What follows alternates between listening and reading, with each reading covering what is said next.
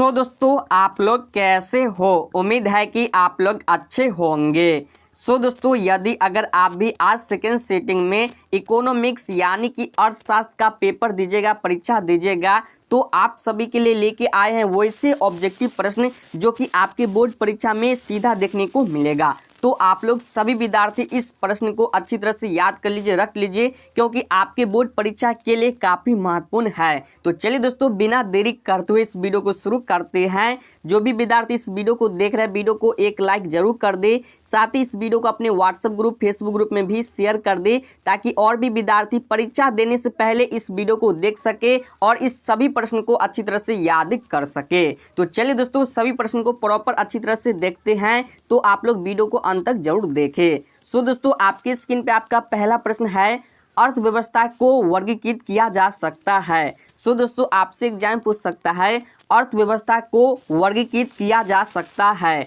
नीचे 4 ऑप्शन दिया है। इसी तरह बोर्ड परीक्षा में 4 ऑप्शन देखने को मिलेगा। जो भी ऑप्शन सही रहेगा उससे OMR शीट में गोला करना रहेगा। तो इसका राइट आंसर की हम बात कर ले तो इसका जो करेक्ट आंसर है ऑप्शन डी है, इनमें से सभी, यानी कि ऑप्शन ए है पूंजीवादी अर्थव्यवस्था में, ऑप्शन बी है समाजवादी अर्थव्यवस्था में, ऑप्शन सी है मिश्रित अर्थव्यवस्था में। इसलिए इसका जो करेक्ट आंसर होगा ऑप्शन डी होगा, इनमें से सभी, यानी कि अर्थव्यवस्था को वर्गीकृत किया जा सकता है, इन सभी में किया जा सकता है। अगले प्रश्न 2 नंबर है, अर्थव्यवस्था चयन का तर्कशास्त्र है किसने कहा। सो दोस्तों आपसे एग्जाम पूछ सकता है, अर्थव्यवस्था चयन का तर्कशास्त्र है किसने कहा। तो इसका जो सही आंसर है, करेक्ट आंसर है ऑप्शन सी है, जो कि रॉबिन्स ने कहा। तो 2 का राइट आंसर ऑप्शन सी है। अगले प्रश्न 3 नंबर है, उस वक्र का नाम बताए जो किसी देश की आर्थिक समस्या दर्शाता है। यानी कह रहा है कि उस वक्र का नाम बताएं जो किसी देश की आर्थिक समस्या को दर्शाता है। तो इसका जो सही आंसर होगा ऑप्शन डी है, उत्पादन संभावना वक्र। तो दोस्तों 3 का राइट आंसर ऑप्शन डी है। अगले प्रश्न 4 नंबर है, उपभोक्ता व्यवहार का अध्ययन किया जाता है। उपभोक्ता व्यवहार का अध्ययन किया जाता है। तो इसका जो सही आंसर होगा, करेक्ट आंसर होगा ऑप्शन ए है, सूक्ष्म अर्थशास्त्र में किया जाता है। तो 4 का राइट आंसर ऑप्शन ए है। अगले प्रश्न 5 नंबर है, ऐसी वस्तुएं जिनका एक दूसरे के बदले प्रयोग किया जाता है कहलाता है। ऐसी वस्तुएं जिनका एक दूसरे के बदले प्रयोग किया जाता है कहलाता है। तो इसका जो सही आंसर होगा, करेक्ट आंसर होगा, आप लोग कमेंट करके बताइए। इसका जो सही आंसर है ऑप्शन बी, इसका राइट आंसर है स्थानापन्न वस्तुएं। तो 5 का राइट आंसर ऑप्शन बी है। अगले प्रश्न 6 नंबर है, गिफिन वस्तुओं के लिए कीमत मांग की लोच होती है। तो इसका जो सही आंसर होगा, करेक्ट आंसर होगा, ऑप्शन यहाँ पे हो जाएगा, जो कि 20 का राइट आंसर है, धनात्मक लोच होती है। तो 6 का राइट आंसर ऑप्शन बी है। अगले प्रश्न 7 नंबर है, अल्पकालीन उत्पादन फलन निम्न में से कौन संबंधित है। तो ऑप्शन यहाँ पे ए है मांग का नियम, और ऑप्शन नीचे यहाँ पे देख सकते हैं जो कि बी है परिवर्तनशील अनुपातों का नियम, और ऑप्शन सी है पैमाने के प्रतिफल का निर्माण, और ऑप्शन डी है मांग की लोच। तो आप लोग कमेंट करके बताएं इसका राइट आंसर क्या होगा। इसका जो सही आंसर होगा ऑप्शन यहाँ पे 20 का राइट आंसर है, जो कि परिवर्तनशील अनुपातों का नियम। तो 7 का राइट आंसर ऑप्शन बी है। अगले प्रश्न 8 नंबर देख सकते हैं यहाँ पे, निम्नलिखित में से कौन स्थिर लागत नहीं है। तो इसका जो सही आंसर है ऑप्शन यहाँ पे डी, इसका राइट आंसर है फैक्ट्री का किराया। तो 8 का राइट आंसर ऑप्शन डी है। अगले प्रश्न यहाँ पे देख सकते हैं 9 नंबर प्रश्न है, माइक्रो शब्द है। तो इसका जो सही आंसर होगा, करेक्ट आंसर होगा, ऑप्शन यहाँ पे 20 का राइट आंसर है ग्रीक शब्द है, यानी कि माइक्रोज शब्द है तो ग्रीक शब्द है। तो 9 का राइट आंसर ऑप्शन बी है।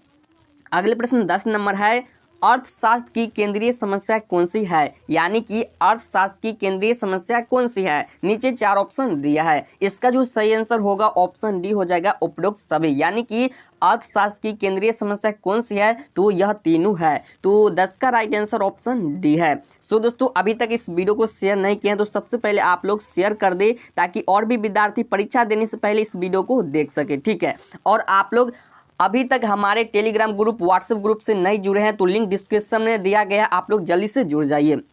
अगले प्रश्न 11 नंबर यहाँ पे है, उपयोगिता का गणवाचक सिद्धांत किसने प्रस्तुत किया। तो इसका जो करेक्ट आंसर होगा ऑप्शन यहाँ पे ए हो जाएगा, जो कि मार्शल ने किया था। तो 11 का राइट आंसर ऑप्शन ए है।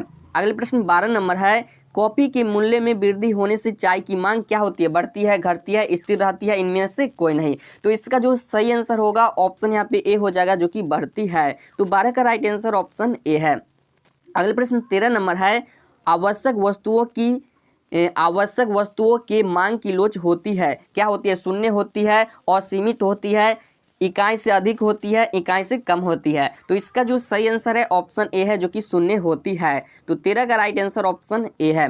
सो परीक्षा में आपको सही से प्रश्न पढ़ लेना है, सही से चारों ऑप्शन देख लेना है, उसके बाद ही आंसर गोला करना है, ठीक है। यहाँ पे देख सकते हैं जो 14 नंबर प्रश्न कह रहा है कि परिवर्तनशील अनुपातों के नियम के प्रथम चरण में क्या सीमांत और औसत उत्पादन दोनों बढ़ता है। ऑप्शन बी है सीमांत उत्पादन बढ़ता है, ऑप्शन सी है औसत उत्पादन गिरता है, और ऑप्शन डी है सीमांत उत्पादन शून्य होता है। तो इसका जो करेक्ट आंसर होगा ऑप्शन ए हो जाएगा, सीमांत और औसत उत्पादन दोनों बढ़ता है, ठीक है। तो 14 का राइट आंसर ऑप्शन ए है।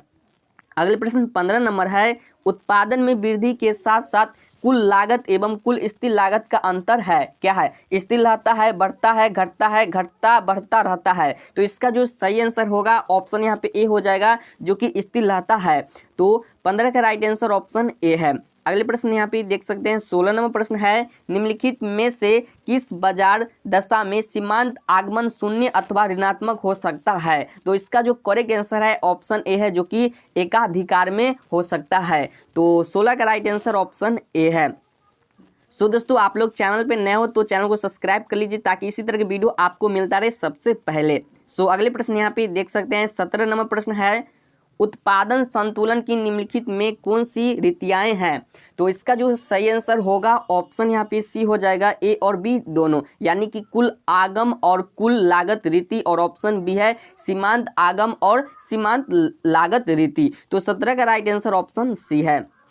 अगले प्रश्न यहाँ पे देख सकते हैं जो 18 नंबर प्रश्न कह रहा है कि किस बाजार में औसत आगमन वक्र एक्स अक्ष के समांतर होता है। तो इसका जो सही आंसर होगा ऑप्शन हम बात कर ले तो ए इसका राइट आंसर है पुनः प्रतियोगिता। तो दोस्तों 18 का राइट आंसर ऑप्शन ए है। अगले प्रश्न यहाँ पे देख सकते हैं 19 नंबर प्रश्न है, पूर्ति की कमी का कारण है। तो इसका जो सही आंसर होगा ऑप्शन डी हो जाएगा, इनमें से सभी। तो 19 का राइट आंसर यहाँ पे डी है। अगले प्रश्न 20 नंबर है, निम्नलिखित में से कौन सा कथन सही है, यानी कि सत्य है। तो इसका जो राइट आंसर होगा ऑप्शन डी हो जाएगा, इनमें से सभी। ये सभी कथन है जो कि सत्य यानी कि सही है, ठीक है। तो 20 का राइट आंसर ऑप्शन डी है। अगले प्रश्न 21 नंबर है, जब कीमत में थोड़ा सा परिवर्तन होने पर पूर्ति में ज्यादा वृद्धि हो जाए तो पूर्ति का स्वरूप होगा। तो इसका जो सही आंसर होगा ऑप्शन ए हो जाएगा जो कि लोचेदार होगा। तो 21 का राइट आंसर ऑप्शन जो कि ए इसका करेक्ट आंसर है। सभी प्रश्न को आप लोग अच्छी तरह से रट लीजिए, ठीक है। अगले प्रश्न यहाँ पे देख सकते हैं जो 22 नंबर प्रश्न कह रहा है कि बाजार स्थिति जिसमें वस्तु का केवल एक क्रेता होता है, यानी कि बाजार स्थिति जिसमें वस्तु का केवल एक क्रेता होता है, यानी कि यहाँ पे 4 ऑप्शन दिया है। तो इसका जो करेक्ट आंसर होगा ऑप्शन यहाँ पे ए हो जाएगा जो कि एकाधिकार में होता है। तो 22 का राइट आंसर ऑप्शन ए है। अगले प्रश्न 23 नंबर प्रश्न है, कहा है कि एकाधिकार बाजार किसे दर्शाता है। तो इसका जो राइट आंसर होगा ऑप्शन सी है जो कि बाजार प्रकृति को दर्शाता है। तो 23 का राइट आंसर ऑप्शन सी है। अगले प्रश्न 24 नंबर है, कीमत निर्धारण प्रक्रिया में समय तत्व का विचार किसने प्रस्तुत किया। तो इसका जो सही आंसर है करेक्ट आंसर है ऑप्शन हम बात कर ले तो सी इसका राइट आंसर है जो कि मार्शल ने प्रस्तुत किया। तो 24 का राइट आंसर ऑप्शन सी है। अगले प्रश्न यहाँ पे देख सकते हैं जो 25 नंबर प्रश्न कह रहा है कि निम्न में से कौन एकाधिकार फर्म के संतुलन की शर्त नहीं है। तो इसका जो राइट आंसर होगा ऑप्शन यहाँ पे सी हो जाएगा, सीमांत लागत वक्र सीमांत आगमन वक्र को नीचे से काटती है। तो 25 का राइट आंसर ऑप्शन सी है। अगले प्रश्न यहाँ पे देख सकते हैं जो 26 नंबर प्रश्न कह रहा है कि पुनः प्रतियोगिता में फर्म है। तो इसका जो सही आंसर है करेक्ट आंसर है हम बात कर ले तो यहाँ पे 20 का राइट आंसर है, कीमत को स्वीकार करती है। तो 26 का राइट आंसर ऑप्शन बी है। अगले प्रश्न 27 नंबर है, साधन कीमत निर्धारण के निम्न में कौन से घटक हैं। तो इसका जो राइट आंसर होगा ऑप्शन डी है, इनमें से सभी, यानी कि लगान, मजदूरी, ब्याज, ये सभी क्या है जो कि घटक है। तो 27 का राइट आंसर ऑप्शन डी है, इनमें से सभी। अगले प्रश्न यहाँ पे देख सकते हैं 28 नंबर प्रश्न है, कृषि उत्पादों के लिए न्यूनतम समर्थन मूल्य निम्न में से कौन है। तो इसका जो राइट आंसर होगा ऑप्शन सी हो जाएगा, ए और बी दोनों, यानी कि कीमत न्यूनतम सीमा और ऑप्शन बी है कीमत का उच्चतम सीमा। तो 28 का राइट आंसर ऑप्शन सी है। अगले प्रश्न 29 नंबर है, अवसर लागत का वैकल्पिक नाम है। तो इसका जो करेक्ट आंसर होगा हम बात कर ले तो यहाँ पे इसका राइट आंसर यहाँ पे ए हो जाएगा, जो कि आर्थिक लागत। 29 का राइट आंसर ऑप्शन ए है। अगले प्रश्न यहाँ पे देख सकते हैं जो 30 नंबर प्रश्न कह रहा है कि अल्पकालीन उत्पादन की दशा में एक विवेकशील उत्पादक किस अवस्था में उत्पादन करना पसंद करेगा। तो इसका जो राइट आंसर होगा ऑप्शन हम बात कर ले तो 20 का राइट आंसर है द्वितीय व्यवस्था। तो 30 का सही आंसर ऑप्शन 20 का करेक्ट आंसर है।